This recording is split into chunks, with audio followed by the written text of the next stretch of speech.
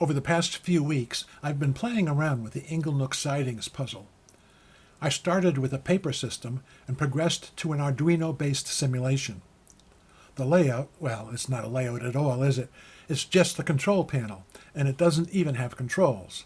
It just displays the siding in the yard, but I've been able to play with card distributions and movements around the yard. I've been playing Yardmaster. But I've also been experimenting, seeing if the Inglenook puzzle can be solved by random moves. More in a minute. First, let me show you around. This layout should look familiar as a typical Inglenook layout. On the left-hand side is a ladder of 3 sidings. The top one is siding 1. It can hold 5 cars. I pointed out in my last video that I've labeled the rolling stock by letters of the alphabet, a nod to Billy Strayhorn. It loses some of its railroadness, but it's more convenient to name the cars by a single letter. I can specify the arrangement of cars by 5-letter words, and it allows me to fit 5 cars into one OLED display. I use a score to measure the progress towards the puzzle solution, and I show the score in the top OLED display. The head shunt is at the upper right. The head shunt can hold 3 cars plus the locomotive. By the way, at the moment, these are scripted moves. Back to the left side. Below siding 1 are sidings 2 and 3. They can hold 3 cars each. The OLED display near the lower right shows the target arrangement. Siding 1 should look like this to solve the puzzle. The OLED also shows the number of moves used so far in the current shunting exercise.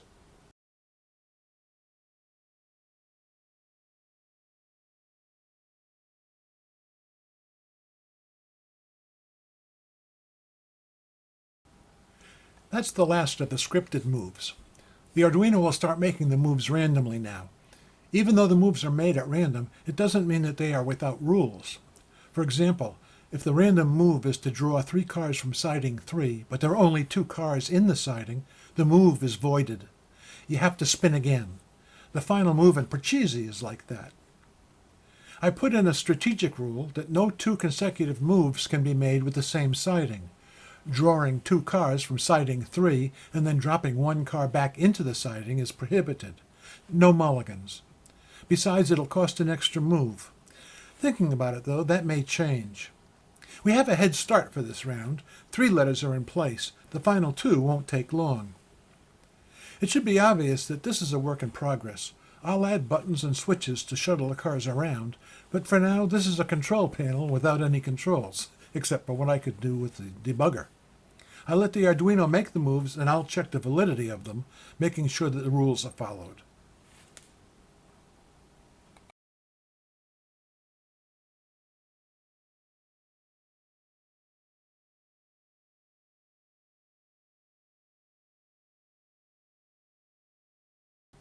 The simulation runs on an Arduino. This Arduino is a development version of an Arduino Nano. It's called the ATmega 328P Explained Mini. It's by Microchip. I'll replace it later with an actual Arduino Nano. This is a TWI multiplexer, which allows me to have multiple OLED displays. The other little board here is a TWI bus. Because I'm using a multiplexer, the bus is there only to get power to the OLEDs. The board on the other side is a proper power distribution board, which splits power to the Arduino, to the multiplexer, and to the other boards that I'll add later.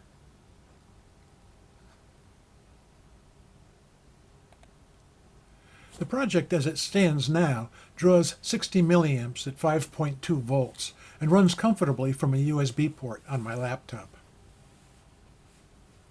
The software is organized into 3 classes. The Yard class contains the 5 sidings. The Yard transfers vehicles among the sidings, checks the score, and counts the moves. The siding object represents one end and then the other of a vehicle transfer. As the donor of a vehicle, it ensures that it can supply a vehicle, and as the recipient, makes sure that it has the capacity to accept a vehicle. The sidings, in a manner of speaking, own the OLED displays, which show the vehicles parked within that siding. The locomotive is an alias for the head shunt, and it's a special case of a siding.